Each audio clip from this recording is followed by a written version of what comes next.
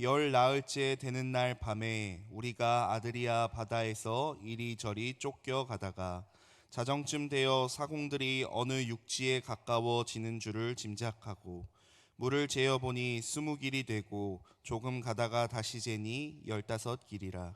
암초에 걸릴까 하여 고물로 단 넷을 내리고 날이 새기를 고대하니라. 사공들이 도망하고자 하여 이물에서 닷을 내리는 채 하고 거룻배를 바다에 내려놓거늘 바울이 백부장과 군인들에게 이르되 이 사람들이 배에 있지 아니하면 너희가 구원을 얻지 못하리라 하니 이에 군인들이 거룻줄을 끊어 떼어 버리니라. 아멘. 저는 오늘 여러분들과 함께 예수님의 거룻줄을 붙잡아야 삽니다 라는 제목으로 함께 말씀을 나누고자 합니다. 한번 따라 하실까요? 예수님의 거룻줄을 붙잡아야 삽니다. 지금 우리가 4월을 지나고 있는데요, 지금으로부터 약 100년 전 4월에는 어떤 일이 있었을까요? 1912년 4월 10일에 영국 사우샘프턴에서 배 한 척이 출항합니다. 이 배의 목적지는 북대서양 건너편에 있는 뉴욕이었습니다. 이 배는 길이가 269m에 달했고 폭이 28m나 되었고요. 그 무게가 46,000톤에 이르는 엄청난 배였습니다. 승객은 2,435명까지 태울 수 있었다고 하고 승무원까지 합하면 약 3,500명을 태울 수 있는 거대한 배였습니다. 여러분 잘 아시는 배인데요, 사진을 보시면 타이타닉입니다. 실제 타이타닉호를 찍은 사진이라고 하는데, 이 영국에서 건조된 이 엄청난 배 타이타닉이 1912년 4월 10일 출항하여서 4일차 되는 날 4월 14일 북대서양 한복판에서 사고를 당하게 되죠. 빙산과 충돌하게 됩니다. 밤 11시 40분경에 빙산과 충돌하게 되고 그 충돌의 여파로 서서히 배가 가라앉기 시작했습니다.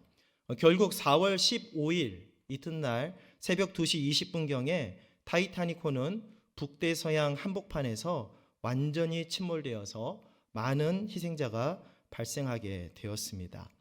여러분, 이 당시 타이타닉호에는 2224명이 탑승하고 있었다고 해요. 그 중에 1500명이 목숨을 잃은 대형 사고였습니다. 구조된 인원은 700명 정도가 되었는데요, 제가 오늘 주목할 부분은 이 구조된 인원에 대한 내용입니다. 당시 북대서양 수온이 영하 2도였다고 합니다. 찾아보니까 영하 2도 되는 그 바닷물에서는 성인 남성이 15분도 채 버티지 못한다고 해요. 물에 익사하지 않더라도 물에 빠지면 15분이 지나면 대부분의 사람들이 사망하게 되는 환경이었던 것이지요. 그런데 물론 1,500명이나 엄청난 희생자가 난 것은 안타깝지만 어떻게 700명이 넘는 사람들이 그 척박한 극한 환경에서 구조를 받았을까? 그것은 바로 라이프보트 구명정 때문에 700명이나 넘는 사람들이 구조되었다고 합니다. 바로 타이타닉호에 비치된 구명정 덕분에 100여 년 전입니다. 지금으로부터, 그것도 영하 2도의 바닷물 속에서 700명이나 되는 사람들이 목숨을 건질 수 있었다라는 것입니다. 타이타닉호의 그 침몰 사건을 통해서 한 가지 알 수 있는 것은요, 해상 사고가 발생했을 때 사람을 구할 수 있는 중요한 도구가 구명정이라는 것입니다. 오늘 본문에도 구명정 이야기가 나오는데요, 오늘 성경에는 거룻배라고 표기되어 있습니다. 오늘 우리는 1912년 타이타닉호의 구명정의 소중함을 기억하면서 본문의 거룻배와 관련된 사건을 살펴보며 하나님의 은혜를 나누고자 합니다.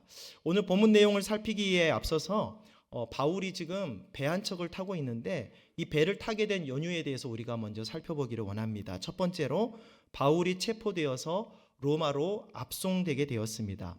사도행전 21장에서는 바울은 유대인들의 고소로 인해 체포됩니다. 그리고 24장부터 26장에 걸쳐서 가이사랴에서 재판을 받던 중에 바울이 나는 로마 시민인데 이렇게 재판을 받고 싶지 않다, 나는 가이사에게 상소한다라고 얘기를 하지요. 사도행전 25장 11절부터 12절에 만일 내가 불의를 행하여 무슨 죽을 죄를 지었으면 죽기를 사양하지 아니할 것이나 만일 이 사람들이 나를 고발하는 것이 다 사실이 아니면 아무도 나를 그들에게 내줄 수 없나이다. 내가 가이사께 상소하노라 한데 베수도가 배석자들과 상의하고 이르되 내가 가이사에게 상소하였으니 가이사에게 갈 것이라 하니라. 성경은 바울이 가이사에게 상소함으로 로마로 떠나게 되었다라고 얘기해요. 27장 1절입니다. 우리가 배를 타고 이달리아로 가기로 작정되매 바울과 다른 죄수 몇 사람을 아구스도대의 백부장 율리오란 사람에게 맡겼다라고 기록합니다. 로마로 가는데 육로로 가는 것이 아니라 배를 타고 가기로 정했다라고 성경은 우리에게 말씀합니다. 그 항로가 엄청나게 길거든요. 근데 중간에 한 곳을 들르게 되었습니다. 27장 5절 6절입니다. 길리기아와 밤빌리아 바다를 건너 루기아의 무라시에 이르러 거기서 백부장이 이달리아로 가려 하는 알렉산드리아 배를 만나니 우리를 오르게 했다라고 기록합니다. 여기서 말하는 갈리기아와 밤빌리아 바다를 건넜다 그 말은 현재로 말하면 터키 남부 해안을 가로질러 갔다 그 말이고요. 현재 터키 남부 지방에 있었던 무라시에 이르러서 배를 갈아타고 가게 되었습니다. 그 배의 이름은 알렉산드리아 배였다라고 우리에게 말씀합니다. 알렉산드리아 배에는 몇 명이 탈 수 있었을까요? 37절은 우리에게 이렇게 얘기합니다. 배에 있는 우리의 수는 전부 276명이었더라 라고 기록해요. 바울이 로마로 가기 위해서 알렉산드리아 호를 타고 바울뿐만 아니라 276명이나 되는 많은 사람들이 이제 바다를 건너서 로마로 가게 되었습니다. 그런데 문제가 생겼죠. 두 번째로 항해 중에 유라굴로 풍랑을 만나게 되었어요. 원래는 바울이 미항에서 정박했다가 겨울을 하고 가자라고 했는데 사람들이 그 말을 듣지 아니하고 항해를 강행하게 되지요. 사도행전 27장 13절과 14절 말씀 함께 같이 읽어보겠습니다. 남풍이 순하게 불매 그들이 뜻을 이룬 줄 알고 닻을 감아 그레데 해변을 끼고 항해하더니 얼마 안 되어 섬 가운데로부터 유라굴로라는 광풍이 크게 일어났다라고 기록하고 있어요. 지도를 하나 보시면 가운데 보면은 맨 아래 미항이라고 되어 있는 곳이 있어요. 거기에 그레데 섬이고 지금 크레타 섬입니다. 거기에서 정박하고자를 원했는데 사람들이 강행해서 이 미항을 떠나서 저쪽 왼쪽 위에 있는 이탈리아 지방으로 가려면은 이제 바다 한복판을 지나가게 돼야 되는데 거기에서 유라굴로를 만난 거예요. 유라굴로는 겨울에 접어드는 계절에 부는 돌풍입니다. 이 유라굴로로 인해서 이 사람들은 엄청난 고생을 하게 됩니다. 첫 번째로 배가 바다에 밀리는 현상이 있었고요. 바람이 어찌나 세든지 사공들이 짐을 이제 바다에 버리기 시작합니다. 배를 가볍게 해서 배를 조정할 수 있게 하기 위함이죠. 풍랑 3일째 되는 날에는 너무나 견디기 힘들어서 이제는 배에 있는 기구들까지 어떤 기구들인지는 기록하고 있지는 않지만 배에 있는 기구들까지 바다에 내던지게 됩니다. 그리고 그들의 처한 상황을 성경은 이렇게 묘사하고 있습니다. 사도행전 27장 20절을 같이 읽겠습니다. 여러 날 동안 해도 별도 보이지 아니하고 큰 풍랑이 그대로 있음에 구원의 여망마저 없어졌더라. 다 죽었다라고 표현하고 있어요. 구원의 여망이 없었습니다. 이제 타이타닉 호와 같이 이제 바다에 침몰될 일만 남았다 그 말인 거죠. 그런데 하나님께서는 그들을 내버려 두지 않으시고 그들에게 소망의 말씀을 주신 줄로 믿으시기 바랍니다. 우리 하나님은 우리를 풍랑 가운데 내버려 두시는 분이 아니라 풍랑 속에서도 우리에게 말씀하시고 우리에게 구원의 소망을 주시는 하나님이신 줄로 믿습니다. 그래서 셋째로 풍랑 속에서 하나님께서 그들에게 구원의 소망을 주셨어요. 오늘 22절부터 25절을 함께 읽겠습니다. 내가 너희를 권하노니 이제는 안심하라. 너희 중 아무도 생명에는 아무런 손상이 없겠고 오직 배뿐이리라. 내가 속한 바 곧 내가 섬기는 하나님의 사자가 어젯밤에 내 곁에 서서 말하되 바울아 두려워하지 말라. 내가 가이사 앞에 서야 하겠고 또 하나님께서 너와 함께 항해하는 자를 다 내게 주셨다 하였으니 그러므로 여러분이여 안심하라. 나는 내게 말씀하신 그대로 되리라고 하나님을 믿노라. 아멘. 한번 따라하겠습니다. 하나님을 믿노라. 폭풍 속에서도 하나님께서 바울에게 말씀해 주셨는데 바울은 그 하나님을 믿는다라고 선포하고 있습니다. 이런 믿음이 저와 여러분들에게도 있어야 될 줄로 믿습니다. 폭풍 속에서도 하나님은 우리를 건져주시는 하나님이십니다. 그런데요, 하나님께서 이렇게 말씀을 주셨는데도 바람은 멈추지 않았어요. 풍랑은 계속되었고 어느덧 14일째나 되었습니다. 276명을 태운 알렉산드리아호는 여전히 바람에 이리저리 쫓겨가고 있었고 사람들은 불안에 떨고 있었어요. 그때 불의한 사공들이 돌발 행동을 하게 되죠. 오늘 본문 30절은 이렇게 얘기합니다. 사공들이 도망하고자 하여 이물에서 닻을 내리는 채 하고 거룻배를 바다에 내려 놓았다라고 얘기하고 있어요.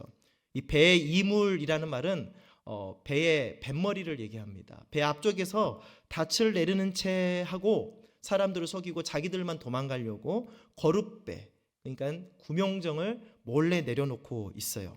사공들이 자기들만 살고자 거룻배를 몰래 내려놓으면 이제 사람들은 사공들이 도망가 버리면 더욱 위험에 처해지는 것이지요. 아까 거룻배가 있었음에도 불구하고 성경은 뭐라고 얘기했습니까? 이 사람들의 상황을 구원의 여망마저 없었더라라고 기록하고 있는데 이제 거룻배도 없으니 이제 죽는 것밖에 남은 게 없었지 않겠습니까? 이것을 발견한 사도 바울이 사람들에게 외칩니다. 사공들이 도망하게 되면 너희들도 구원을 받지 못할 것이다 라고 외쳐요. 그런데 이 바울의 외침 이후에는 우리는 이해할 수 없는 장면을 하나님께서 우리에게 보여주고 있다는 것을 발견하게 됩니다. 일반 상식으로는 이해할 수 없는 장면이죠. 그게 뭐냐면 넷째로 거룻줄을 끊어떼어 버리는 장면입니다. 오늘 본문 31절과 32절을 함께 읽겠습니다. 바울이 백부장과 군인들에게 이르되 이 사람들이 배에 있지 아니하면 너희가 구원을 얻지 못하리라 하니 이에 군인들이 거룻줄을 끊어떼어 버리니라. 여러분 이게 말이 되는 얘기입니까? 사공들을 붙잡아서 거룻배를 다시 올리게 해야지 지금 뭐를 하고 있는 겁니까? 거룻줄을 끊어버리고 거룻배를 버리는 장면을 우리가 보고 있습니다.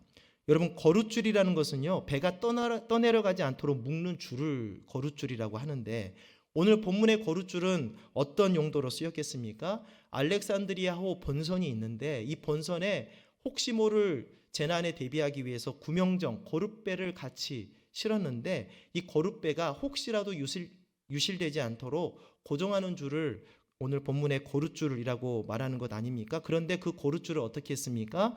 끊어서 떼어서 버렸다라고 얘기하고 있습니다. 여러분 오늘 본문에 이 끊어버렸다라고 말하는 이 단어는요 헬라어로 아포콥토라는 단어인데요 잘라냈다라는 뜻입니다. 신체의 일부를 잘라낼 때 쓰이는 용어입니다. 그 당시 신체의 일부가 잘려나가면 지금이야 봉합할 수 있겠지만 그때는 봉합할 수가 없는 것이지요. 잘려나가면 그대로 끝나는 거예요. 다시 붙일 수가 없는 상태입니다. 떼었다라고 되어 있는 이 단어는요 에크핍토라는 단어인데 멀리 떨어졌다라는 의미예요. 그러니까 군인들이 거룻줄을 끊어서 떼어버렸다 그 말은 무슨 말이냐면 이제는 다시 거룻배를 우리가 다시 배에 실지 못한다라는 의미인 것이죠. 그러니까 거룻줄을 끊어 떼어 버렸다는 것은 거룻줄에 묶여 있는 거룻배를 완전히 포기했다 그 말이에요. 알렉산드리아호에서 아포콥토 잘라냈고 에크핍토 멀리 보내버렸습니다. 사공들이 몰래 내려놓은 이 거룻배는 어찌 보면 1912년 타이타닉호의 그 침몰 사건 때 700명이나 구조했던 구명정과 같이 많은 사람들을 지금 알렉산드리아호에서 구출할 수 있었던 생명선이 될지도 모르는 일이었습니다. 그런데도 불구하고 성경은 우리에게 말씀하기를 거룻줄을 끊고 바다에 버려버렸다라고 우리에게 말씀합니다. 여러분 왜 이렇게 했을까요? 여러분 거룻배를 버린 후에도 풍랑은 그치지 않았습니다. 이제는 거룻배도 없기 때문에 더욱 심각한 위기에 처해 있었지만 그런데 놀랍게도 하나님은 이사야 43장 2절에서 말씀하신 것 같이 내가 물 가운데로 지날 때에 내가 너와 함께할 것이라 강을 건널 때에 물이 너를 침몰하지 못할 것이며 내가 불 가운데로 지날 때에 타지도 아니할 것이요 불꽃이 너를 사르지도 못할 것이다 라고 말씀하신 것처럼 거룻배가 없는 이 풍랑 속에서도 하나님의 선한 인도하심으로 알렉산드리아호에 타고 있었던 276명이 성경에 보면 멜리데 섬에 상륙하게 되었다라고 우리는 되었다라고 하나님은 우리에게 말씀하고 있습니다. 여러분, 하나님은 하나님의 말씀을 이루시는 하나님이신 줄로 믿으시기 바랍니다. 거룻배가 없어도 하나님은 바울에게 말씀하셨어요. 내가 이 사람들을 너에게 주었고 내가 이 사람들 다 살게 할 것이다. 말씀을 주셨어요. 그렇기 때문에 거룻배가 없어도 하나님의 말씀이 이루어지는 것을 우리는 보게 되는 줄로 믿습니다. 오늘 이 거룻배 사건을 통해서 한 가지를 묵상해 보고자 합니다. 타이타닉호의 구명정이 700명을 살렸듯이 알렉산드리아호에 있는 거룻배도 많은 사람들을 살릴 수 있는 여지가 있었음에도 불구하고 오늘 본문은 거룻배를 버려버리는 장면을 우리에게 왜 보여주고 있는 것일까요? 제가 오늘 말씀드리고 싶은 것 다섯 번째로, 성도는 세상의 거룻줄을 끊어버리고 예수님의 거룻줄을 붙잡아야 산다라는 것을 우리에게 말씀하고 있는 줄로 믿으시기를 바랍니다. 세상 사람들은 당장 눈에 보이는 거룻배가 있어야 살 것처럼 여깁니다. 그래서 사공들이 자기들 살고자 몰래 거룻배를 내렸던 것이지요. 그런데 하나님은 우리에게 그렇게 말씀하지 않습니다. 눈에 보이는 것이 우리를 살리는 것이 아니라 눈에 보이지 않는 거룻줄이 우리를 살린다라고 우리에게 말씀한 줄로 믿습니다. 첫 번째로, 그래서 우리는 어떤 삶을 살아야 되느냐? 세상의 거룻줄을 끊어야 한다는 것입니다. 한번 따라 하실까요? 세상의 거룻줄을 끊어야 합니다. 여러분, 세상의 거룻줄을 끊으시기를 바랍니다. 세상이 우리를 영원토록 좋은 곳으로 인도할 것처럼 우리에게 유혹하지만 세상은 우리에게 영원한 것을 줄 수 없습니다. 이 세상의 거룻줄을 끊어야 우리는 비로소 예수님의 거룻줄을 붙잡게 되는 줄로 믿습니다. 요한일서 2장 15절부터 17절은 이렇게 말합니다. 함께 읽겠습니다. 이 세상이나 세상에 있는 것들을 사랑하지 말라. 누구든지 세상을 사랑하면 아버지의 사랑이 그 안에 있지 아니하니 이는 세상에 있는 모든 것이 육신의 정욕과 안목의 정욕과 이생의 자랑이니 다 아버지께로부터 온 것이 아니요 세상으로부터 온 것이라. 이 세상도 그 정욕도 지나가되 오직 하나님의 뜻을 행하는 자는 영원히 거하느니라. 아멘. 여러분, 세상의 거룻줄을 끊고 주님을 붙잡게 되시기를 주의 이름으로 축복합니다. 그래야 우리가 산다라는 거예요. 두 번째 묵상은요, 그래서 예수 그리스도가 생명의 거룻줄이 되심을 우리는 믿어야 될 줄로 믿습니다. 따라하겠습니다. 예수 그리스도가 생명의 거룻줄입니다. 한 번은 밤중에 갈릴리 호수를 예수님의 제자들이 건너고 있었어요. 새벽 3, 4시가 되었는데 갑자기 바람이 불기 시작합니다. 고생하고 있는데 저 멀리서 예수님께서 걸어오시는 거예요. 물 위를 걸어오시는 예수님을 보고 베드로가 외칩니다. 만약에 주님이시면 나를 명하여 물 위로 오게 하십시오. 예수님께서 오라라고 말씀하셨습니다. 베드로가 예수님의 말씀을 듣고 물 위를 걷기 시작합니다. 그런데 얼마 있지 않아서 잠시 후 바람을 보고 무서워서 이제 물에 빠져가는 거예요. 베드로는 아마 죽음의 공포를 느꼈을 겁니다. 여러분, 물에 빠져갈 때 얼마나 무서운지 아세요? 이거는 물에 빠져본 사람만이 알 수 있는 거예요. 저도 시골에서 저수지에서 수영하다가 한번 물에 빠져서 죽을 뻔한 적이 있었는데 그때 생각하면 정말 지금도 깜짝깜짝 놀랍니다. 이거는 경험해 본 사람만 알아요. 그 공포, 내가 물에 빠져 죽겠구나 하는 공포는 상상할 수 없는 공포입니다. 여러분, 물속에 들어가면 머리카락이 물 안에서는 이렇게 흐물흐물 수초처럼 흩날릴 것 같죠. 그렇지 않습니다. 죽음의 공포가 오면은 이 머리카락이 쫄깃하게 섭니다. 너무 무서워요.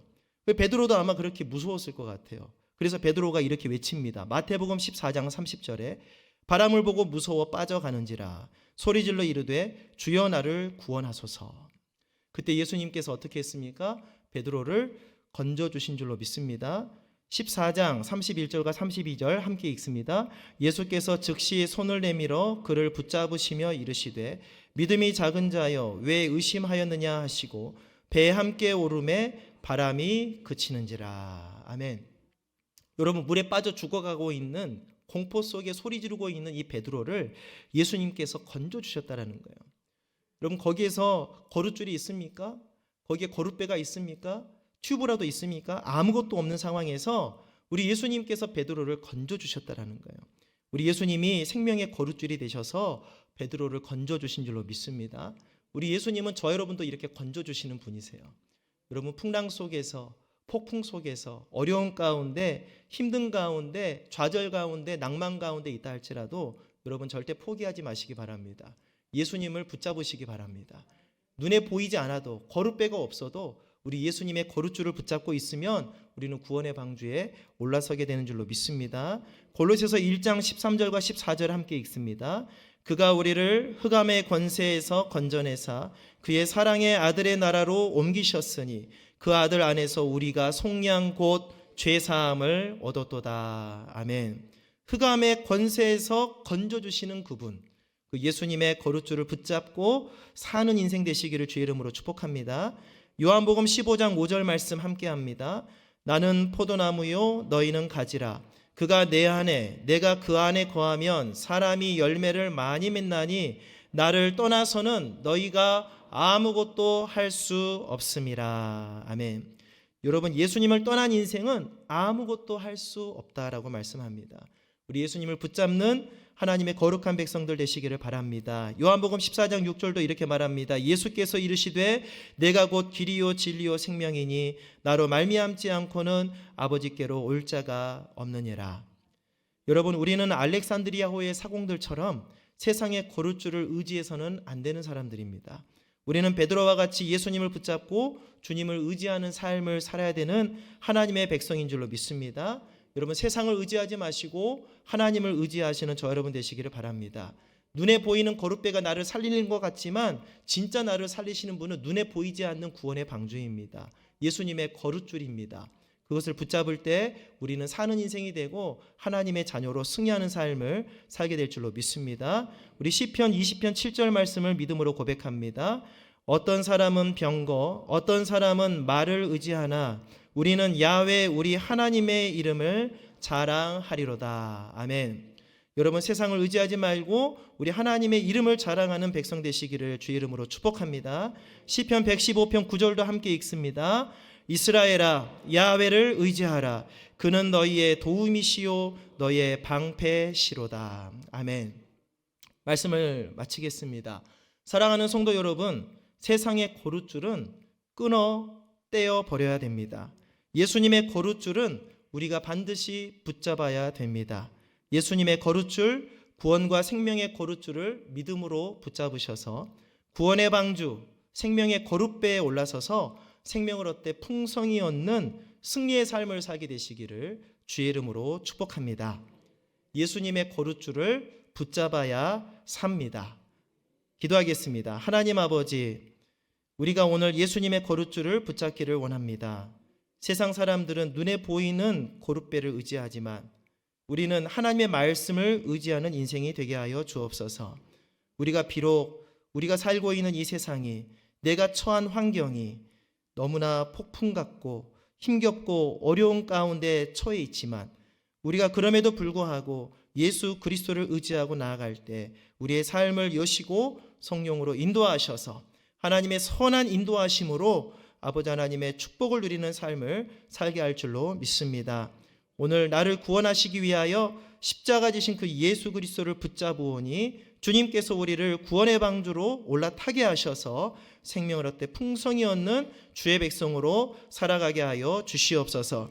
오늘 예수님의 거룻줄을 붙잡는 인생이 되게 하여 주시옵소서. 예수님의 이름으로 기도드립니다. 아멘.